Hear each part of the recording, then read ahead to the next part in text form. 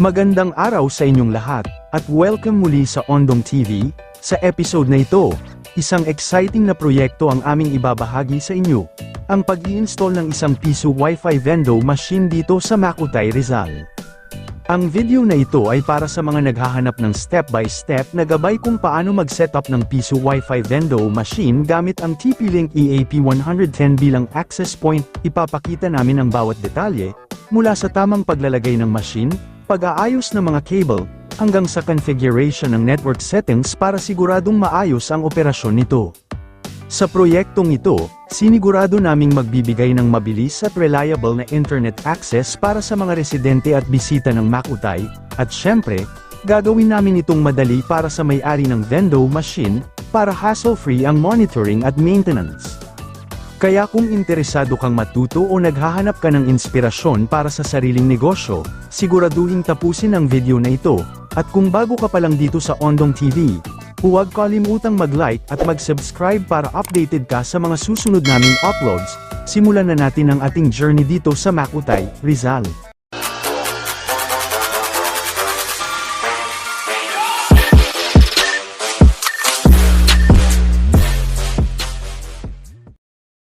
Matapos naming makarating sa Macutay, Rizal, agad naming sinimulan ang proseso ng pag-i-install ng piso Wi-Fi Vendo machine. Sa umpisa pa lang, tiniyak naming maayos ang lahat ng gamit na dinala namin. Ang aming service vehicle, na isang ongbak o tricycle, ay puno ng mga kagamitan tulad ng Vendo machine, TP-Link EAP110 access point, Cat6 UTP cable, crimping tools, drill, at iba pang essentials na kakailanganin para sa installation. Pagkababa ng mga gamit, sinimulan kong mag-crimp ng Cat6 UTP cable. Ginamit namin ang Cat6 dahil ito ay mas mabilis at mas stable kumpara sa mas mababang kategorya ng cables. Napakahalaga ng tamang pag-crimp dahil kahit isang maliit na error sa paglalagay ng wire sa connector ay maaaring magresulta sa pagkawala ng signal o hindi maayos na koneksyon. Sa prosesong ito, ininspeksyon ko muna ang bawat wire. Tiniyak ang tamang pagkakasunod-sunod ng kulay base sa T568B standard, at gumamit ng crimping tool para masigurong secure ang koneksyon ng bawat pin. Matapos ang crimping, ikinonekta namin ang cable sa router ng kanilang internet service provider, na Converge. Sinigurado naming maayos ang port na napili at stable ang internet connection mula sa internet service provider bago magpatuloy.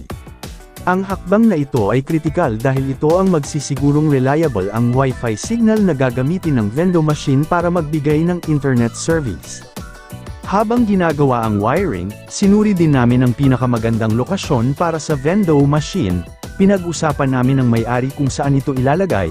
Isinasaalang-alang ang ilang mga bagay tulad ng accessibility para sa mga gagamit, proteksyon mula sa ulan at araw, at seguridad laban sa pagnanakaw o vandalism. Napagdesisyonan naming ilagay ito sa dingding na gawa sa plywood, na may sapat na taas para madaling maabot ng mga user ngunit hindi basta-basta maaabot ng tubig ulan.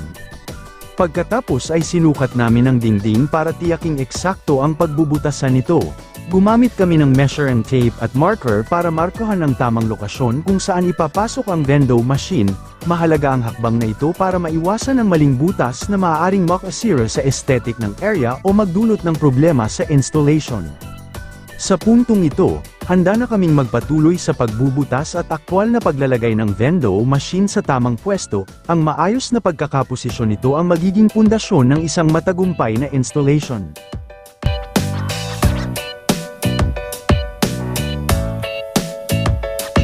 Matapos naming maayos ang lokasyon para sa Vendo machine, sinimulan ko naman ang paghahanda para sa pag-install ng TP-Link EAP110 access point. Ang device na ito ay napakahalaga sa setup dahil ito ang magpapalabas ng Wi-Fi signal na gagamitin ng mga customer. Una, kinuha ko ang TP-Link EAP110 at inihanda ang mga bahagi nito. Inilagay ko ang dalawang antena ng device. Sinigurado kong maayos ang pagkakakabit upang makapagbigay ito ng malakas at stable na signal. Ang tamang pag-install ng antena ay mahalaga upang masakop ang mas malawak na area ng signal coverage, lalo na't outdoor setup ang aming ginagawa. Sunod, naghanap kami ng tamang lokasyon para sa TP-Link EAP110, napagdesisyonan naming gamitin ang isang makeshift na tubo bilang mounting pole. Ang tubo ay inilagay namin sa mataas na lugar para walang sagabal sa signal ng Wi-Fi. gumamit ako ng cable ties para matibay at ligtas na maikabit ang access point sa tubo. Ang paggamit ng cable ties ay praktikal dahil madali itong gamitin at kayang magbigay ng secure na pagkakakabit. Pagkatapos ay inihanda ko ang 10 metro ng Cat6 UTP cable na pang-outdoor. Ang outdoor grade na cable ay mas matibay laban sa ulan, init, at iba pang environmental factors. Kaya perfect ito para sa ganitong setup. Inilagay ko ang isang dulo ng cable sa designated port ng TP-Link EAP110 at sinigurado kong nakalock ito ng maayos upang walang loose connection. Matapos ikabit ang cable sa access point, isinecure ko ang cable sa tubo gamit muli ang mga cable ties. Sinigurado kong nakaayos ng maayos ang cable upang maiwasan ang sagabal at para protektado ito mula sa mga posibleng aksidente o pagkasira. Mahalaga rin ang maayos na cable management para magmukhang malinis at profesional ang installation. Sa puntong ito, handa na ang TP-Link EAP110 na mailagay sa tamang lokasyon at makapagbigay ng Wi-Fi signal para sa Piso Wi-Fi Vendo machine.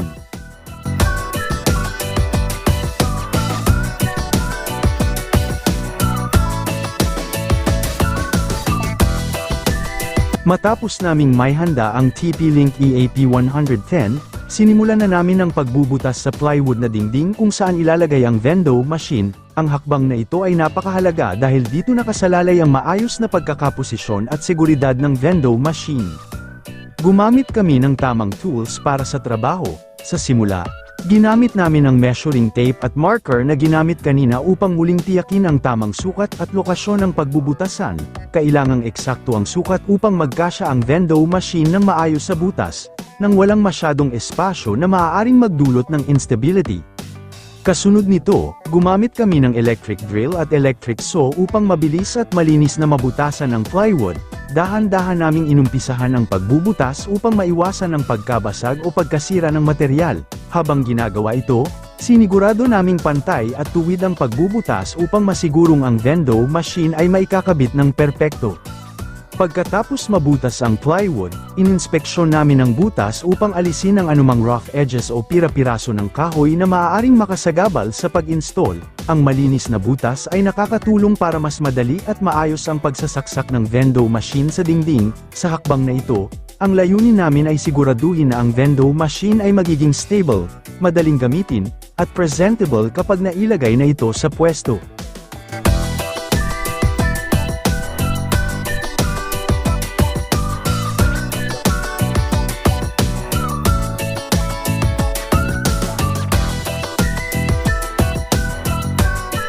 Matapos mabutasan ang plywood at may pasok ang Vendo machine sa napiling lokasyon, sinigurado namin na ito ay nakapwesto ng maayos at ligtas sa dingding. Tiniyak naming pantay ang pagkakabit nito at naka-align sa tamang anggulo para maging maganda at profesional ang pagkaka-install. Pagkatapos nito, sinimulan ko ng ayusin ang Cat6 UTP cable na nakrimp ko kanina. Ang kable na ito ang koneksyon mula sa router ng kanilang ISP papunta sa Vendo machine, kaya mahalagang nakaayos ito ng maayos at secure. Gumamit ako ng mga cable clips, na kilala rin bilang cable clamps, upang masecure ang kable sa dingding. Sa prosesong ito, isa-isa kong ikinabit ang cable clip sa kable gamit ang martilyo. Inilagay ko ito sa tamang agwat upang matiyak na nakalapat ng mabuti ang kable sa dingding at hindi ito nakalaylay o sagabal. Maingat kong inayos ang direksyon ng kable mula sa router papunta sa pwesto ng Vendo machine, at siniguradong walang slack o sobra-sobrang pagkakatupi na maaaring magdulot ng stress sa kable. Habang ginagawa ito, sinuri ko rin ang bawat bahagi ng kable upang matiyak na walang pinsala o putol na maaaring makasira sa signal. Ang tamang pagkakaayos ng kable ay hindi lang para sa aesthetics, ito rin ay para sa kaligtasan ng lahat sa paligid at para sa maayos na operasyon ng sistema. Matapos masecure ang buong haba ng kable gamit ang cable clips, inihanda ko naman ang kabilang dulo nito para sa susunod na hakbang. Gumamit ulit ako ng crimping tool upang maikabit ang RJ45 connector sa dulo ng kable. Sinigurado ko na ang pagkakasunod-sunod ng wires ay naaayon sa T568B standard upang maging compatible ito sa Orange Pi 1 board ng Vendo machine. Dahan-dahan kong inilapat ang wires sa connector, sinuri ang bawat kulay upang walang maling alignment, at pagkatapos ay maingat na ginamit ang crimping tool upang masigurong secure ang koneksyon. Matapos ang crimping, sinubukan ko ito para tiyaking walang loose connection. Ang na-crimp na dulo ng kable ay ikinonekta ko sa board ng vending machine, partikular sa Orange Pi 1. Ang Orange Pi 1 ay napakahalaga dahil ito ang nagsisilbing central processing unit ng vending machine, kaya't mahalaga ang tamang koneksyon para sa maayos na operasyon. Dahan-dahan ko itong inilagay sa port ng Orange Pi 1, sinigurado na maayos ang fit at stable ang koneksyon. Matapos kong maikonekta ng maayos ang Cat6 UTP cable sa Orange Pi 1 ng vending machine, sinimulan ko na ang susunod na hakbang, ang pagsasecure ng vending machine sa kanyang patungan. Gumamit ako ng portable o cordless drill upang maikabit ito ng ligtas at matibay sa plywood na nagsisilbing patungan nito. Sinuri ko ang alignment ng vending machine, tiniyak na pantay ito at nasa tamang posisyon. Pagkatapos ay ginamit ko ang cordless drill upang dahan-daw ang mag-drill ng mga butas para sa tornilyo. Sinigurado na tama ang lokasyon para masigurong stable ang machine. Isa-isa kong ikinabit ang mga tornilyo, sinigurado na ang bawat isa ay mahigpit ngunit hindi sobra para maiwasan ang pagkapinsala sa materyales. Matapos maikabit ang lahat ng tornilyo, sinubukan kong galawin ang vending machine upang masigurong stable ito sa kanyang pwesto. Sa puntong ito, handa na ang vending machine at ligtas na nakakabit sa kanyang kinalalagyan. Matapos naming maayos na masecure ang vending machine sa kanyang pwesto, kinuha ko ang Power over Ethernet o PoE adapter ng TP-Link EAP110 upang simulang ikabit ito sa dingding. Sa hakbang na ito, hindi na ako nagmarka pa ng posisyon ng butas ng screws, direktang ginamit ko ang screwdriver upang mamount ang adapter sa dingding. Siniguro ko na mahigpit ang pagkakakabit nito upang manatili itong stable kahit sa mahabang panahon ng paggamit. Pagkatapos maikabit ang PoE adapter, kinuha ko ang isa pang Cat6 UTP cable. Ang kable na ito ay ikinonekta ko mula sa USB to LAN adapter ng Piso Wi-Fi vending machine papunta sa LAN port ng PoE adapter. Sinuri ko ang bawat koneksyon upang tiyakin na maayos ang data transmission at power supply papunta sa TP-Link EAP110. Ang ganitong koneksyon ay napakahalaga para sa tuloy-tuloy na operasyon ng access point. Kasunod nito, itinayo namin ang tubo kung saan nakakabit ang TP-Link EAP110. Maingat naming pinili ang lokasyon nito upang masigurong maganda ang signal coverage para sa mga customer. Nilagay namin ito sa isang lugar na malapit lang sa vending machine para madali itong ma-access ng mga gagamit. Ang pagiging malapit ng access point ay nagpapadali sa proseso ng pag-connect sa Wi-Fi matapos maghulog ng coins. Para masiguro ang stability ng tubo, inayos namin ang base nito at nagtayo ng isang malaking steel bar na magsisilbing karagdagang suporta. Ang steel bar ay maingat naming itinali sa tubo gamit ang GI wire o alambre upang masigurong hindi ito gagalaw kahit sa masamang panahon. Ang paggamit ng alambre ay napatunayang matibay, lalo na kung exposed ang setup sa labas. Bukod pa rito, nagdagdag kami ng karagdagang suporta sa tubo, naglagay ako ng 2 pako malapit sa bubong, sa pagitan ng tubo, at itinali ito gamit ang cable ties. Ang mga cable ties ay siniguradong mahigpit ang pagkakatali upang hindi gumalaw ang tubo kahit na sa mahabang panahon. Ang ganitong klase ng installation ay nagbibigay ng dagdag na tibay at seguridad sa kabuuang setup. Matapos naming masecure ang TP-Link EAP110 sa kanyang lokasyon, sinimulan ko na ang susunod na hakbang, ang pagpasok ng Cat6 UTP cable sa loob ng bahay. Maingat kong ginawa ito upang masigurong protektado ang kable laban sa anumang potensyal na pinsala mula sa matatalas na gilid o anumang obstruction habang ito ay nilulusot sa dingding.